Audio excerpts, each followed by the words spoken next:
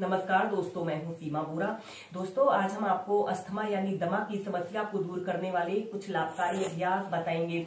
दोस्तों, मौसम बदल रहा है और बदलते मौसम में सर्दी, जुकाम, खांसी, वायरल बुखार के साथ साथ फेफड़ों से जुड़ी समस्या जैसे अस्थमा की समस्या होना एक आम बात है।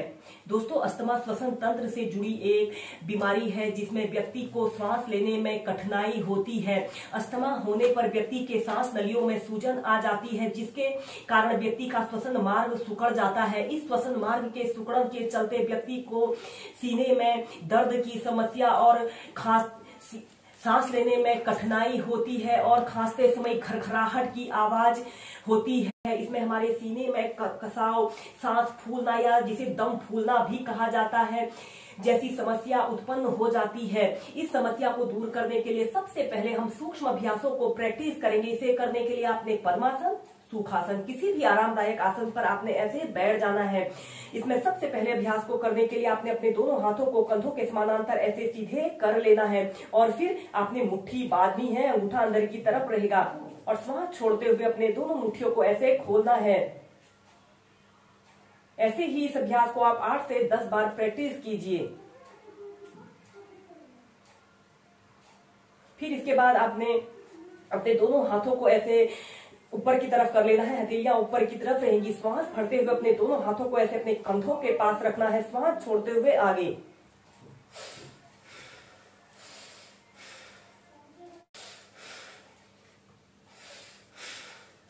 ऐसे ही दोनों तरफ से इसे आप 8 से 10 बार प्रैक्टिस कीजिए। इसके बाद नेक्स्ट अभ्यास को करने के लिए आपने अपने दोनों हाथों को ऐसे कंधों के पास ऐसे रख लेते हैं, कोहनियों को ऐसे आपस में मिला लेते हैं और ऐसे गोल सर्कल बनाना है। लंबे गहरे श्वास प्रश्वास के साथ इस अभ्यास को आप प्रैक्टिस कीजिए। दोस्तों, इन अभ्यासों को करने से हमारे शरीर में प्रचुर मात्रा में ऑक्सीजन जाती है और यह फेफड़ों से संबंधित समस्याओं को दूर करने के लिए बहुत ही लाभकारी अभ्यास होते हैं। फिर इसके बाद विपरीत दिशा में आपने इस अभ्यास को ऐसे प्रैक्टिस कीजिए। इस समस्या के होने का कारण फेफड़ों की दुर्बलता से, आंतों की दुर्बलता से, स्नायु मंडल की दुर्बलता से यह अस्थमा या दमा की समस्या उत्पन्न होती है। इसके बाद हम नेक्स्ट अभ्यास करेंगे योग मुद्रासना। इसे करने के लिए ऐसे ही पद्मासन पर आपने बैठ जाना है। अपने दोनों हाथों को पीछे से ऐसे इंटरलॉक कर लेते हैं। लंबी गहरी श्वास अंदर भरते हैं और श्वास छोड़ते हुए धीरे धीरे ऐसे आगे को झुक जाते हैं और अपने सिर को ऐसे जमीन पर लगा लेते हैं। अपने दोनों हाथों को पीछे से ऐसे उठा लेते हैं। कुछ देर ऐसे ही होल्ड करके रखते हैं। फिर श्वास अंदर भरते हुए ऊपर को ऐसे ही योग मुद्रासना को भी आप 5 से 6 बार प्रैक्टिस कीजिए। श्वास छोड़ते हुए आगे को झुक जाते हैं।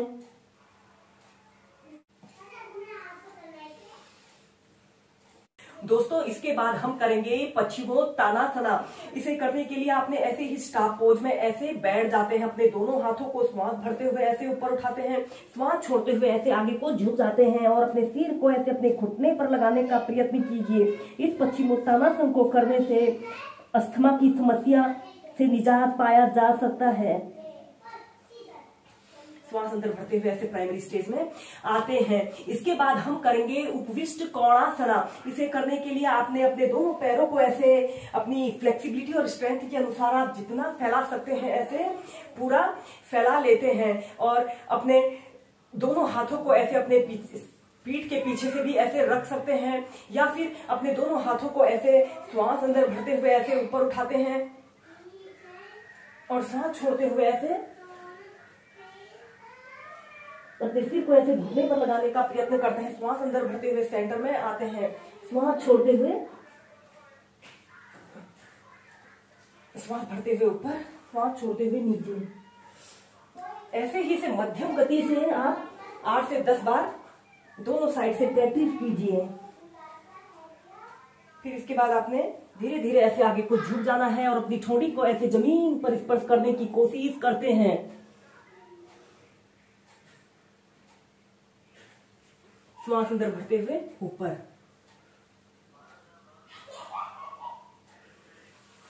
ये अब हम करेंगे भुजंग आसन। इसे करने के लिए आपने ऐसे पेट के बल सीधे लेट जाते हैं और फिर अपने दोनों हाथों को ऐसे कंधों के पास ऐसे रखते हैं, श्वास अंदर भरते हुए अपने शरीर को ऐसे पीछे की तरफ स्ट्रेच करते हैं, श्वास छोड़ते हुए नीचे। ऐसे ही से मध्यम गति के साथ आप 8 से 10 बार प्रैक्टिस कीजिए। हमारे इस अभ्यास को करने से हमारे फेफड़े खुलते हैं और यह फेफड़ों से जुड़ी समस्या को दूर करने के साथ साथ जिन लोगों को सांस फूलना, दम फूलना, सीने में दर्द की समस्या होती है, उसे दूर करने के लिए सबसे बेस्ट अभ्यास है। इसकी नेक्स्ट वेरिएशन को करने के लिए श्वास भरते हुए पीछे गए, श्वास छोड़ते हुए आगे। ऐसे ही लंबे गहरे श्वास प्रश्वास के साथ इस अभ्यास को आप ऐसे ही 5 से 10 मिनट प्रैक्टिस कर सकते हैं। इसके बाद हम नेक्स्ट अभ्यास करेंगे धनुरासन योग। इसे करने के लिए आपने ऐसे ही पेट के बल सीधे लेट जाते हैं और अपने दोनों पैरों को ऐसे घुटनों से मोड़ लेते हैं और अपने दोनों हाथों से अपने टखनों को ऐसे पकड़ लेते हैं। श्वास अंदर भरते हुए अपने शरीर को ऐसे ऊपर को, अपने दोनों पैरों को, अपने सिर को ऐसे ऊपर को उठा लेते हैं। यह अस्थमा की समस्या के लिए, अस्थमा की समस्या को दूर करने के लिए धनुरासना बहुत ही अच्छा अभ्यास है। इस अभ्यास को करने से हमारे पूरे शरीर में ब्लड सर्कुलेशन दुरुस्त हो रहा है और यह फेफड़ों से जुड़ी समस्याओं के लिए बहुत अच्छा अभ्यास है। श्वास अंदर भरते हुए ऐसे अपने शरीर को ऊपर को कीजिए, श्वास छोड़ते हुए नीचे। या फिर इस अभ्यास को आप हिलना डुलना लुढ़कना से भी प्रैक्टिस कर सकते हैं। ऐसे ही सरल धनुरासना को आप 2 से 5 मिनट प्रैक्टिस कीजिए।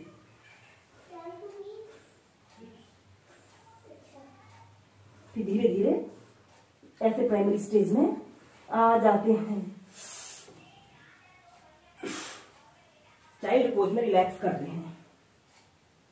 अस्थमा फेफड़ों की बीमारी है जिसमें हमारी छाती और हमारा गला अधिक संवेदनशील रहता है।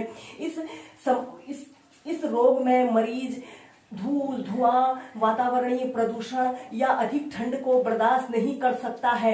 इस समस्या को दूर करने के लिए अब हम नेक्स्ट अभ्यास करेंगे मत्स्यासन योग। इसे करने के लिए आपने ऐसे पीठ के बल सीधे लेट जाते हैं और अपने दोनों हाथों को ऐसे अपने हिप्स के नीचे से भी ऐसे रख सकते हैं और फिर अपने सिर को ऐसे मोड़ लेते हैं और अपने दोनों पैरों को ऐसे आगे की तरफ तानते हैं। 30 सेकंड ऐसे ही होल्ड करके रखते हैं। Normal breathing.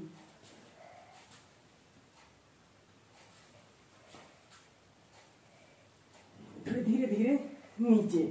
ऐसे ही इस अभ्यास को आप 4 से 5 बार प्रैक्टिस कीजिए। दोस्तों, इन अभ्यासों के अलावा आप भस्त्रिका प्राणायाम को भी प्रैक्टिस करें। भस्त्रिका प्राणायाम को करने से शरीर में गर्मी उत्पन्न होती है और यह अस्थमा की समस्या के लिए बहुत लाभकारी अभ्यास होता है। दोस्तों, अगर आपको हाई ब्लड प्रेशर की समस्या है या हृदय संबंधी कोई समस्या है तो आप भस्त्रिका प्राणायाम को प्रैक्टिस ना करें। इसके भस्त्रिका प्राणायाम को करने के लिए ऐसे ही पद्मासना पर बैठ जाते हैं और अपने दोनों हाथों को ऐसे अपने कंधों के पास ऐसे रख लेते हैं। इसे करने का हम आपको सबसे आसान तरीका बताएंगे। इसमें आपने लंबी गहरी श्वास अंदर श्वास को लेना होता है और तीव्रता से श्वास को छोड़ना होता है। इसे आप मध्यम गति के साथ प्रैक्टिस कीजिए। श्वास भरते हुए अपने दोनों हाथों को ऐसे ऊपर उठाते हैं और श्वास छोड़ते हुए नीचे।